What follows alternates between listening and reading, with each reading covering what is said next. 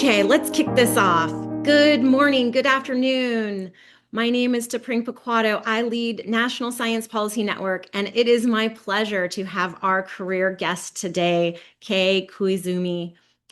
Together, he has had a nationally recognized career. He is an inspiration and a talent and a leader in science and technology policy. Kei most recently served as special assistant to the President Biden and principal deputy director at the White House Office of Science Technology Policy, also known as OSTP, where he helped lead efforts to harness science and innovation to tackle challenges from climate change to economic competitiveness. He played a key role in advancing and implementing the CHIPS and Science Act and is one of our country's leading experts on federal research and development policy and budgets. And I am going to leave it there, and please join me in welcoming Kei Koizumi. Take it away, Kei. All right. Thank you. Hello, everyone. It's a pleasure to be with you today. If the sound or the video drops off, please let me know. Oh, here I am. I'm pinned. Okay. I'm Kei Koizumi. Let me start off by saying I think of myself as a social scientist, and my area of science is the science of science or research on research. But I've wandered a little bit away from my social science research roots to become I think of myself as a science policy practitioner and a science policy maker. So I've spent most of my career, well, trying to make science policy and to carry it out, most often at the US government. So let me start off with my origin story. I've done a couple of things in my career. So my career really began at the American Association for the Advancement of Science, or AAAS. And AAAS has an R&D budget and policy program, which for 50 years now has been documenting and communicating about federal government funding of research and development to the scientific community, both in the United States and around the world. I was lucky enough to be the director of that R&D program from 1995 through 2009. And that was an important start for my science policy career because there's one thing that scientists and engineers care about in science policy, it is the policy that results in funding research, ideally your research and your graduate education and your graduate fellowships. So because federal funding for research and development is an important policy area, I was fortunate enough to be immersed in that area for a long time. And this was also a time in the 90s and 2000s when concerns about continuing federal funding for research became rather heightened in the United States. And as a result of the platform that I had in Washington, D.C., watching the federal government and analyzing how the federal government invests funds in R&D, I was able to make connections with not only the scientific and engineering communities, but also the policymaking communities around Washington, D.C. I'm going to fast forward a little bit to 2008. So in 2008, President Obama got elected to be president, and I was asked to join the Obama transition team at that time. And why? Why? Because the incoming Obama administration was very interested in using R&D funding as a tool for helping the economy recover from the then Great Recession. And those efforts eventually resulted in what we call the Recovery Act, which was an $800 billion supplemental bill to jumpstart the US economy, $20 billion of which was for scientific research and development. So my job on the transition team was to help formulate ideas and proposals for R&D in the Recovery Act. And along the way, I guess I caught the attention of a few people on the transition, including President Obama's nominee to be his White House director of the Office of Science and Technology Policy, or OSTP. So for the White House Science Office, John Holdren was appointed the director, and I had known him because he was recently the president of AAAS. And in fact, he had used my work in the federal budget for many of his policy speeches. So basically, I asked John, please take me with you because there's this job at the White House called Director of Federal R&D. And by then, I was known as a Director of Federal R&D Policy. So that's how I got the chance to spend 8 years of the Obama administration as the Assistant Director for Federal R&D, where instead of watching and analyzing federal R&D policy, I had some role in making federal R&D policy. And I count among my successes a number of things. I'll just summarize briefly. One of my charges was to fulfill President Obama's campaign pledge to double the number of NSF's graduate research fellowships awarded each year from 1,000 a year to 2,000. Long story short, I was successful. So for many years, in fact, over 15 years, NSF was indeed awarding 2,000 graduate research fellowships a year. Another was to boost federal climate change research funding from $2 billion a year to $3 billion a year. Again, successful.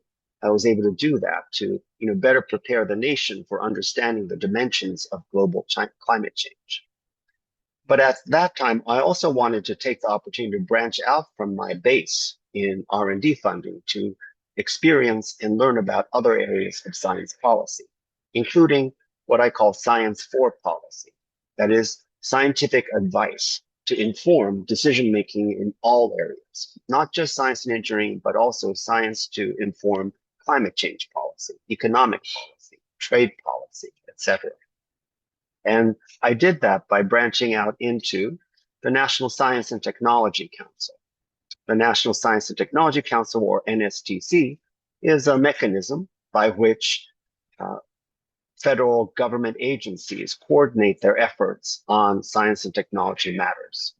And it's a crucial mechanism for collecting scientific information and advice from within the federal government to inform government decision making. I'm going to fast forward a little bit more to 2017. When the Obama administration ended, I went back to AAAS as a senior advisor for science policy. And there, I helped to set up a number of programs, some of which still exist today, to better connect scientists and engineers and their technical knowledge to decision-making at all levels, whether it's state and local governments or national governments or the mass media. And then in 2020, late 2020, I had the chance to serve on President Biden's transition team. And then I became the acting director and chief of staff of OSTP. After the director was confirmed to OSTP, then I became the principal deputy director for policy. And I went through a couple of title changes, and I ended up being the principal deputy director for science, society, and policy. What does that mean? Well, essentially, it means that I was a deputy science advisor to the president, and also a deputy research policy minister of the United States, making research and funding policy. So that is a long way to say my brief career journey.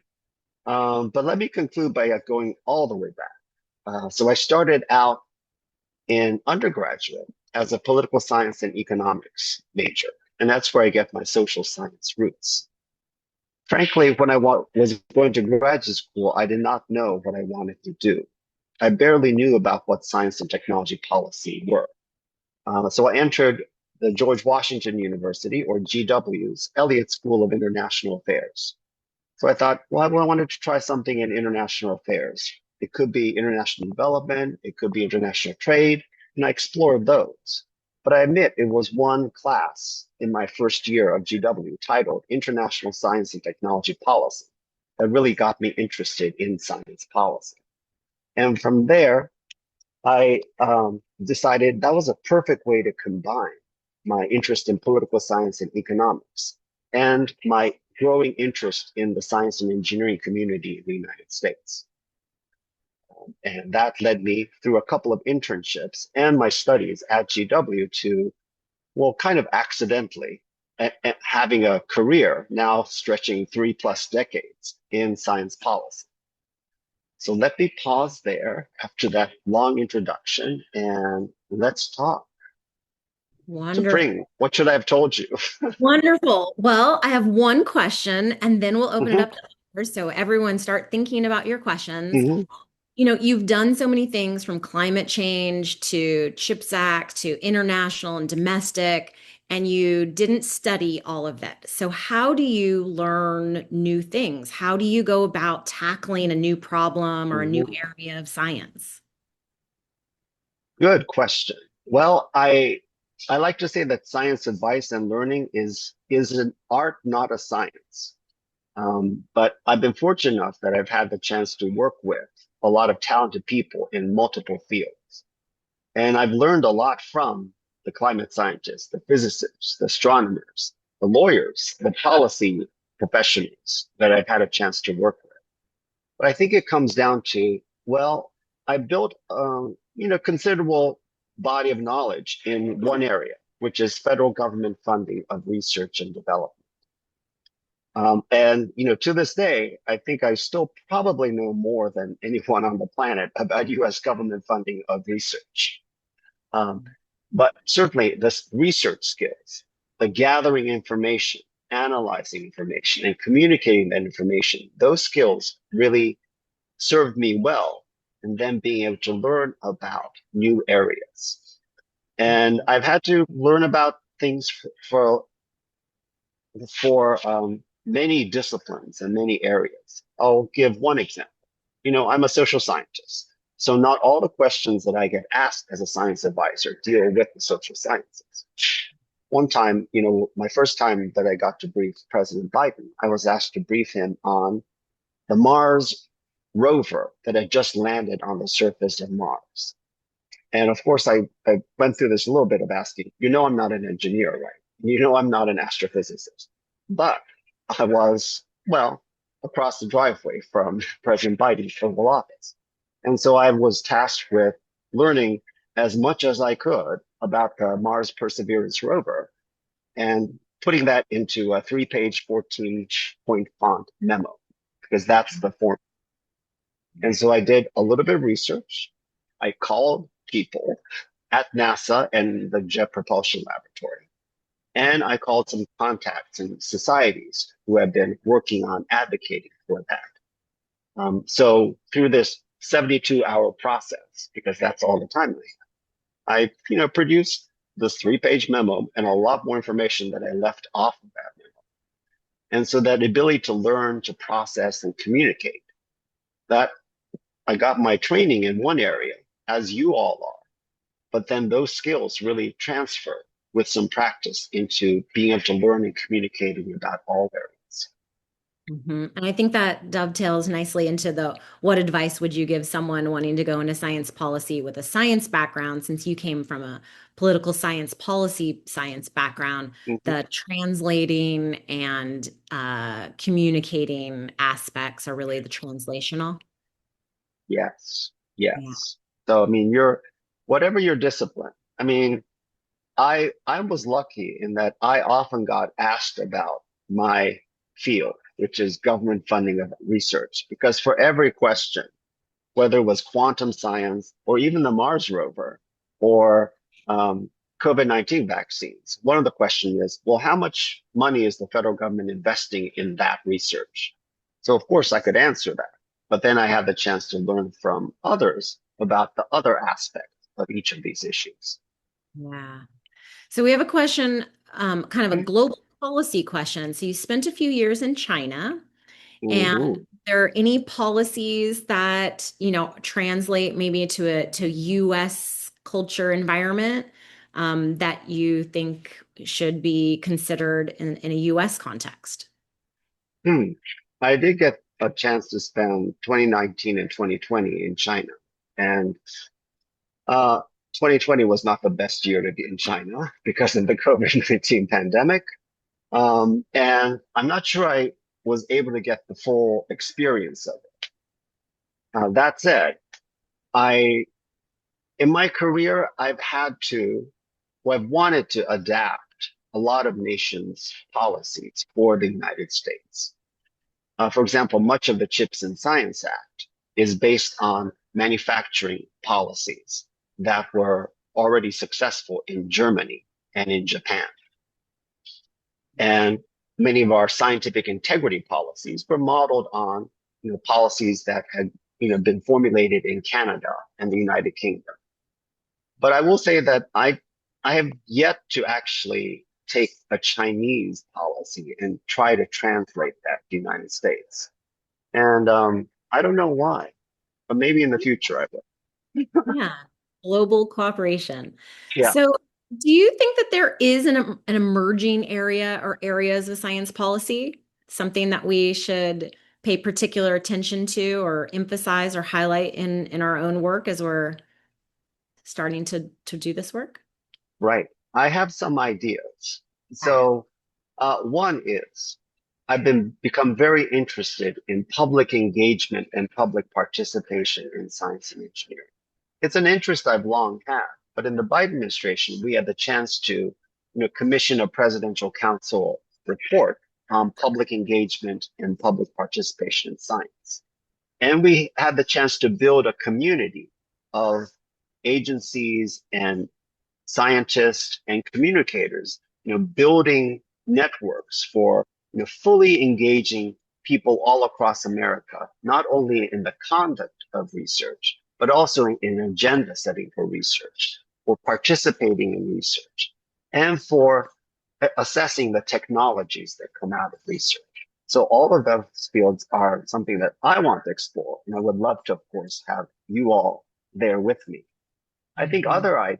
other policy challenges are, well, I've observed that the US system, although it's an increasingly global enterprise, we've always had, of course, foreign-born students and scholars participating in the US research enterprise, including my parents who are now retired, but who came from abroad, Japan, to become US-based scientists and engineers.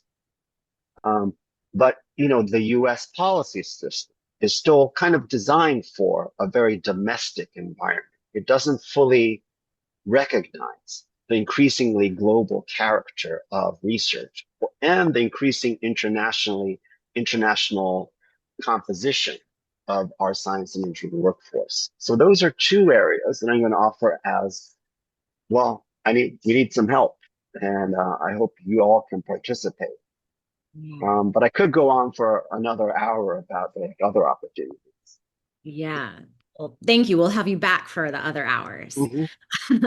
So, thinking about, how we start to enter a career, there are some questions in the chat that Hmm. I'm going to give both of them at the same time. How do you suggest faculty start science policy programs similar to the one that Susan Hackwood started S2P at UC Riverside, perhaps? Hmm. I think faculty should start programs. And then as young adults are starting their scientific policy careers, it seems heavily dependent on who you know. Do you have some strategies to really start entering the field and working meaningfully and collaboratively? Yeah. Well, let me start with that last part of the question. I think it's true. It's been my experience that um, science policy opportunities are dependent on who you know. And doing science policy well, especially science advice, depends on my network or everyone's network of being able to call and talk to the right people. And so what does that mean? I think it means that we should take advantage of opportunities to get involved and to know people. And although I hate kind of the verb to network, um, I I don't think there's been a substitute for that in my career. My early opportunities to get to know people were, well, from being in GW and taking advantage of internships that I had there. My first internship was for the Department of Commerce, and among them was with the technology administration. So not only was I getting a flavor of technology policy, I was getting to know both the players and the institutions that are involved in US technology policy. Then another internship was with the RAND Critical Technologies Institute, which functions as sort of a think tank for OSTP. So it was that internship where I first got to visit my future employer, OSTP, but I also got to know the National Science Foundation, NASA, Department of Energy, and many of the other institutions that are part of science policy. And then finally at AAAS, that's where I had an internship. Not only did it lead me directly to my job, my first job, but it also led me directly to, contact with science and engineering societies, science policy programs at places other than GW, with professors and scholars in other fields whom I still collaborate with today. So I think, yes, I'm going to take that and say that networking is important, but it's important to not only build up who you know, but what you know and what your skills are. Mhm. And I'll expand it to, sometimes there's the interns and jobs, early career Hmm. jobs opportunity, but I also volunteered. So one of my first opportunities was I happened to write grants in graduate school, and there was an organization that I had met a person. They said, "Would you write a grant for us?" And so that was sort of my introduction to that area. And then I volunteered to serve on a board, nonprofit board, and that taught me a little bit more and expanded the number of people that I knew. So even if there's not a paid position right now, there's definitely volunteer positions that you can get you more networking into the Yeah. field. And Um, as for the question about faculty, I mean, I think the simple answer is, well, they should call either you or me, yeah, probably both, and yeah, then we'll get you fixed up, with yeah. opportunities. Because one thing I've observed is, back when I was starting, we didn't have an NSPN. One of my first jobs as intern was to inventory the science and technology policy programs that existed around the country. And it was a short task because there were only about 12 or 13. Now, of course, there are like clubs, chapters, and programs all over the country. Absolutely. Wonderful. Well, we have a few more minutes. Did I miss anything in the chat? Does anyone want to come live?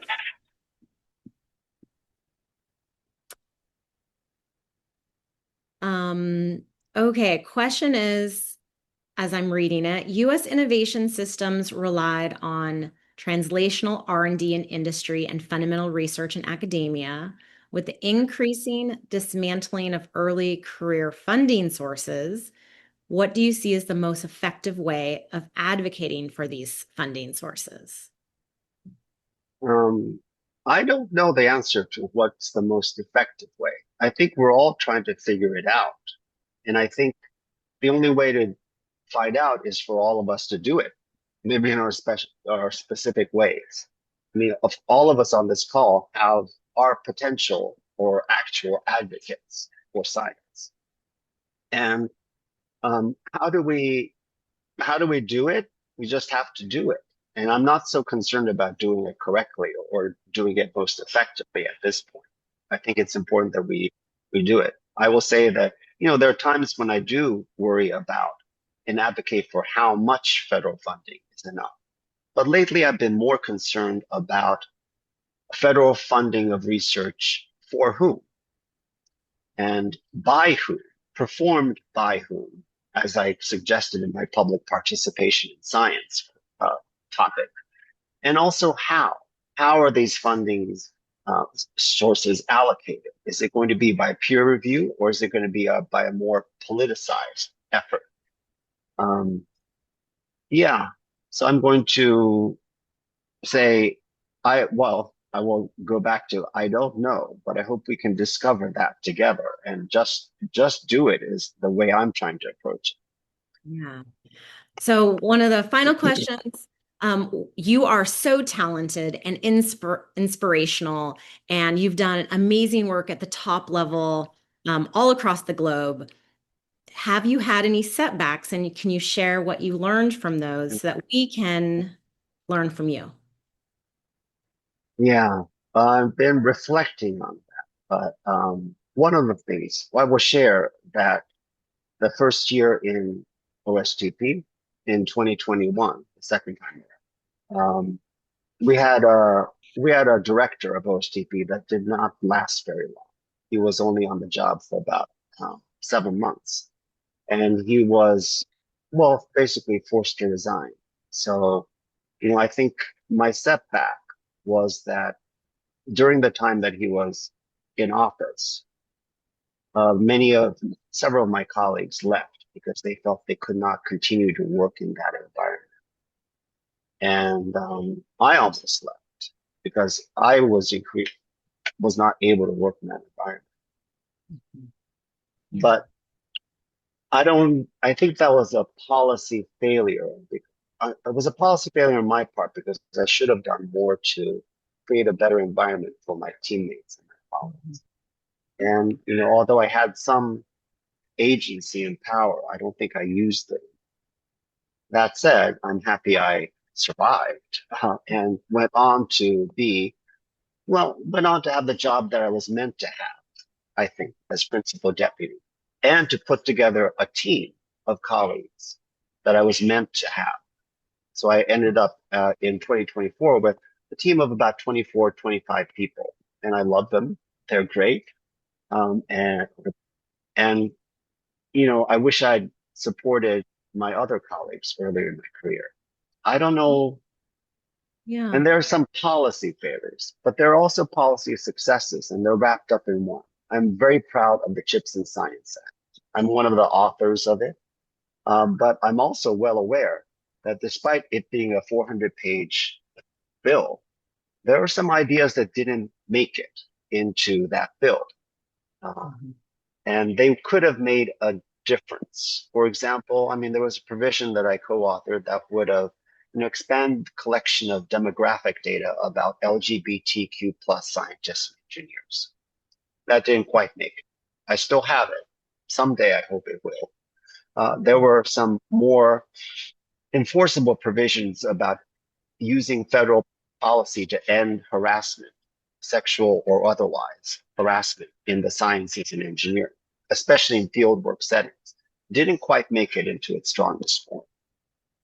So I think of all failures in policy as temporary. Mhm. I'll keep trying because there are some policy ideas that I worked on for 14 years before they got into the Chips and Science Act. And I still have them, still That's have some awesome. others.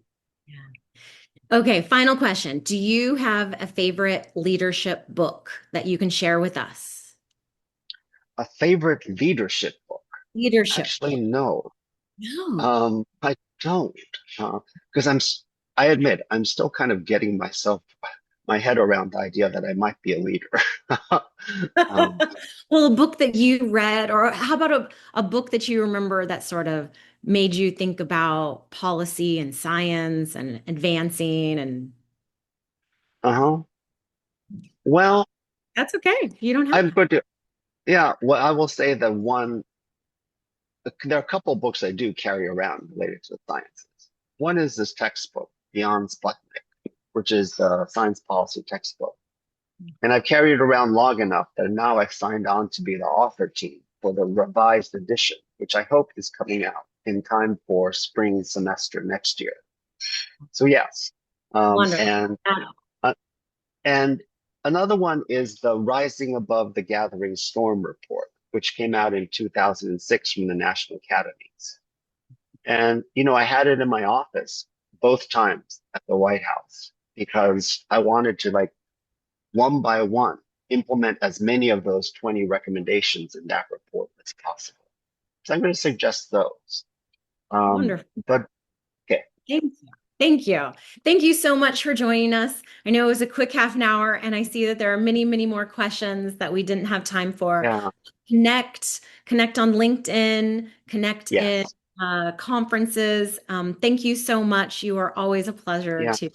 yeah. Thank you so much. So may I say, please do find me on LinkedIn. I appear to be the only Kei Koizumi on LinkedIn, so you can find me there and message me, and we can continue the dialogue.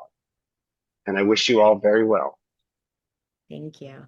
Thank Bye-bye. you.